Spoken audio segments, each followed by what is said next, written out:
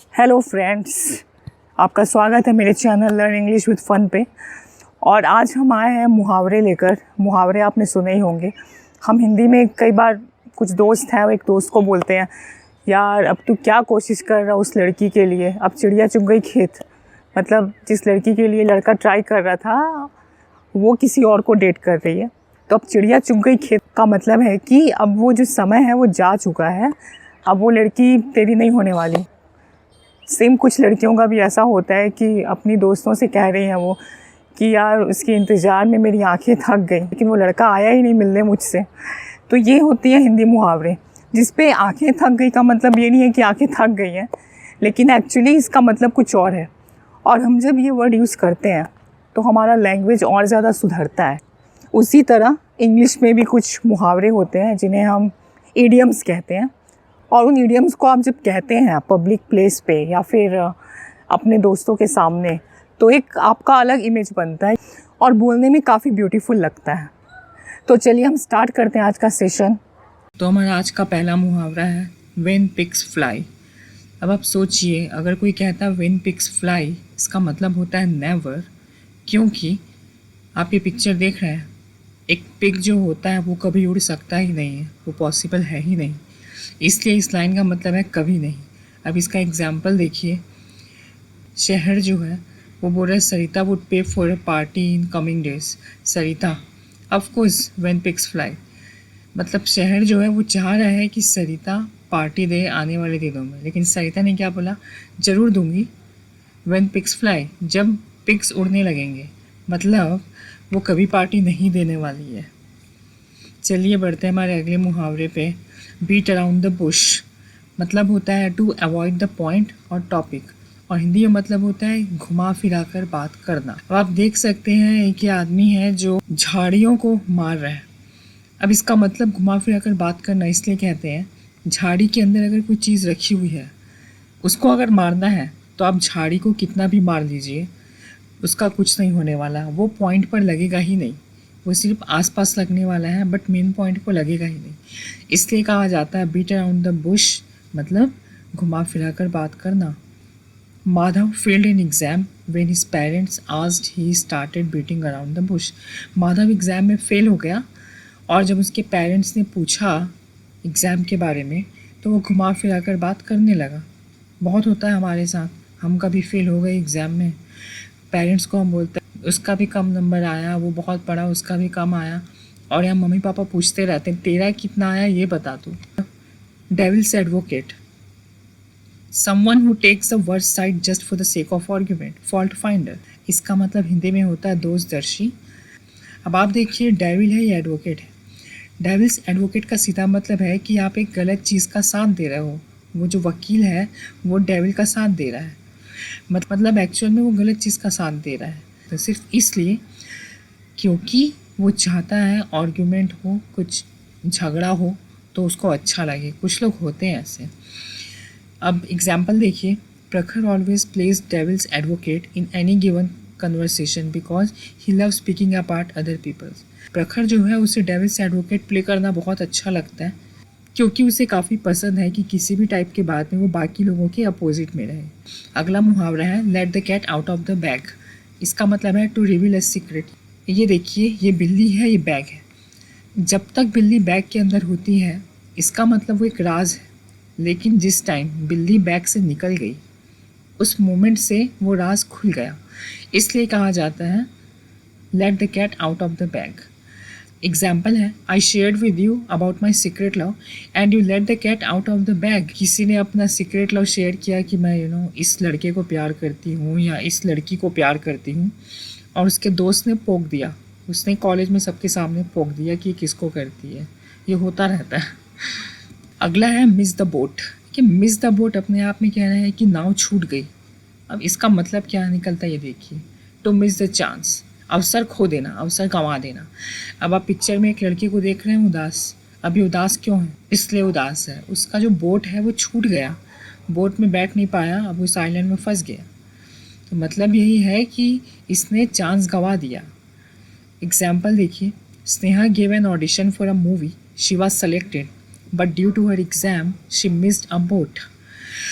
स्नेहा जो है उसका ऑडिशन हुआ, वो सेलेक्ट भी हो गई थी, लेकिन उसका एग्ज़ाम आने वाला है या एग्ज़ाम के कारण उसका जो चांस है उसने गंवा दिया।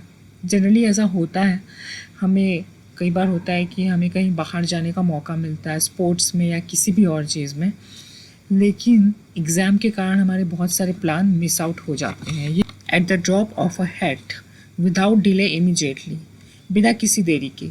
अब इसका मतलब ये क्यों है, हम वो देखते हैं। अब देखिए ये स्नोमैन है जिसने ये टोपी पहनी हुई है और हवा चलने से क्या हुआ, इसकी टोपी नीचे गिर गई। बात ये है कि जो टोपी होती है वो बहुत जल्दी नीचे गिरती है, इसलिए कहा जा रहा है विदाउट डिले इमीडिएटली। अब इसका एग्जाम्पल देखते हैं। Don't let my wife watch emotional movie, she cries at the drop of a hat.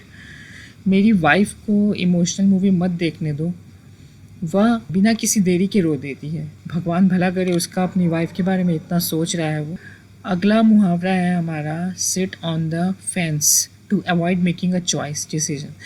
अब इसे पढ़िए, सिट ऑन द फेंस। कोई बैठा है फेंस पे। अब फेंस क्या होता है, आपने देखा होगा बड़े बड़े बगीचे होते हैं, बड़े बड़े घर होते हैं, उसके चारों तरफ एक बॉर्डर बना होता है, लकड़ियों का बन सकता है, वो सीमेंट ईंट का बन सकता है, उसे कहते हैं फेंस। अब आप ये देखिए फ़ोटो पे, अब ये लड़का बैठा हुआ है फेंस के ऊपर। फेंस का मतलब ये है कि या तो वो इस साइड जा सकता है या वो उस साइड भी जा सकता है, वो किसी भी साइड जा सकता है। इसका मतलब यही है कि वो अभी ऊपर है और वो अभी तक सोच रहा है कि वो किस साइड जाए। डिसीजन उसने लिया नहीं है। अब क्यों नहीं लिया है, क्योंकि वो कंफ्यूज है, हो सकता है कंफ्यूज है, कतरा रहा है। इसलिए इसका मतलब होता है किसी का पक्ष लेने से बचना या फैसला लेने से कतराना। ओके, बट इस बॉय को फैसला तो लेना ही पड़ेगा आज या कल। अब एग्जाम्पल देखते हैं। Rahul has proposed a Sanjana a week back but she is still sitting on the fence. Rahul ने संजना को प्रपोज कर दिया एक हफ्ते पहले, लेकिन संजना जो है वो अभी भी फेंस पर बैठी हुई है। मतलब वो अभी भी फैसला लेने से कतरा रही है कि वो राहुल को हाँ बोले या ना बोले। ठीक है, अगला मुहावरा है straight from the horse's mouth. इसमें आप ये जान लीजिए, हॉर्स का मतलब होता है कोई बहुत पावरफुल पर्सन। ये समझना आपको बहुत ज़रूरी है। बहुत ही विश्वसनीय आप बोल सकते हैं, जिस पर भरोसा किया जा सके। अब ये देखिए, ये हॉर्स है, खुद अपने मुंह से बोल रहा है। सीधी सी बात है, something directly said by the main source. वो सोर्स ऐसा है कि भाई उसने बोल दिया तो वो होना ही होना है, उस पर कोई झूठ की बात नहीं आती, वो बिल्कुल सच है। Exam paper has been leaked, I heard it straight from the horse's mouth. बहुत सिंपल बात है, एग्ज़ाम पेपर है वो लीक हो गया है, और ये बात उसने उस इंसान से ही सुनी है जिसने शायद पेपर लीक किया हो, इसलिए बोला उसने कि I heard it straight from the horse's mouth. Okay, चलिए बढ़ते हैं हमारे अगले। A taste of own medicine. दवाई एक ऐसी चीज़ होती है जो कड़वी होती है, सबको पता है। ठीक है, अब होता ये है कि जब आप दूसरे को मेडिसिन देते हैं ना, तो आप बोलते हैं खा ले, अच्छा है मेडिसिन, सेहत ठीक हो जाएगी। लेकिन जब वो मेडिसिन खुद को खाना पड़ता है, तब रियलाइज़ होता है कि कितना कड़वा था। बस यही कॉन्सेप्ट यहाँ भी है। आप देख सकते हैं जो भी है काफ़ी टेंशन में है, अभी तक ये दूसरों को दे रहा था मेडिसिन, अब इसे खुद खाना पड़ रहा है, तो कैसा मुंह बना रहा है, अजीब सा। देखो कैसा मुंह बना रहा है ये खाने के लिए, खाना तो पड़ेगा तेरे को कैसे भी करके। अब इसका मतलब है जैसे को तैसा, और getting the same treatment that you have given to others. Example देखते हैं। Don't be rude to him, you would never like it when you get a taste of your own medicine. किसी के साथ, उसके साथ तुम रूड मत बनो, रूड मतलब बुरा व्यवहार मत करो। You would never like it when you get a taste of your own medicine. तुम्हें बिल्कुल पसंद नहीं आएगा जब तुम्हें वही टेस्ट मिलेगा जो तुमने दूसरों को दिया है। टू स्टील द लाइमलाइट, खुद तारीफ़ें लूटना किसी और की जगह पर गलत तरीके से। स्टील समवन्स थंडर, ये बहुत इंपॉर्टेंट है, इसे बहुत ध्यान से सुनिएगा। इसका मतलब है टू स्टील द लाइमलाइट। अब हमें ये समझना है कि लाइमलाइट क्या है और थंडर क्या है। थंडर हम बोलते हैं बिजली को हम बोलते हैं थंडर। थंडर एक ऐसा चीज़ है, अगर ये होता है तो सबका ध्यान इस पर जाता है, आकर्षित होता है। इसलिए थंडर। लाइमलाइट का मतलब होता है, आपने देखा हो कोई अवार्ड जीतता है और वो अवार्ड लेने के लिए स्टेज में जाता है, तो आप देखिएगा कि पूरी एक लाइट होती है, गोल सी लाइट, जैसे कोई बहुत बड़ा टॉर्च है और उस पर पड़ रहा है, वो बिल्कुल चमकने लगता है, वो बाकी सारी चीज़ें अंधेरे दिखाई देने लगती हैं। बस उसी को बोलते हैं लाइमलाइट। अब टू स्टील द लाइमलाइट, आप सोचिए आप किसी का लाइमलाइट चुरा रहे हैं, मतलब लोगों का ध्यान उस पर होना चाहिए, लेकिन जो ध्यान है वो किसी और पर हो रहा है। क्यों? क्योंकि उसने वो लाइमलाइट चुरा ली। सेम स्टील समवन्स थंडर पर भी है। थंडर किसी और का है लेकिन वो किसी और ने ले लिया। अब इसका हिंदी में मतलब देखिए, खुद तारीफ़ें लूटना और किसी और की जगह पर गलत तरीके से। अब एग्जाम्पल देखिए, एक ही तो दिन होता है जब हर कोई उससे ही देख रहा है दूल्हे को, उस पर भी ये कुछ न्यूज़ बता देगा और लोगों का ध्यान उस पर चला जाएगा, तो हो गया ना स्टिल समवन्स थंडर। तो ये है एग्जाम्पल इसका। नेक्स्ट है, the ball is in your court, it is up to you to make the next move. Hindi में मतलब है तुम्हारा पलड़ा भारी होना, तुम्हारा दायित्व होना।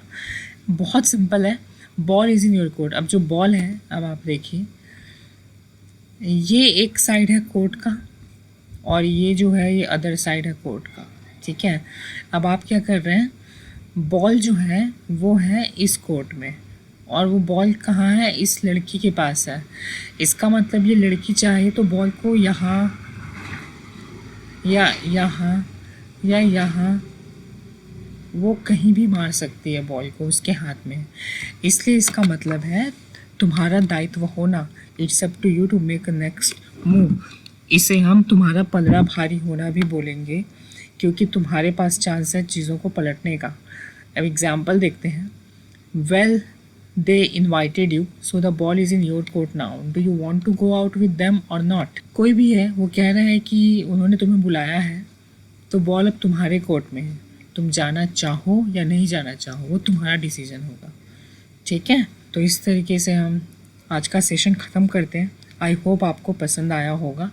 थैंक यू सो मच कि आपने सारे मुहावरे सुने एंड आई होप कि आपको काफ़ी पसंद आया होगा। एक बार और रिपीट करिए, आपको अच्छे से याद हो जाए ना। Thank you so much.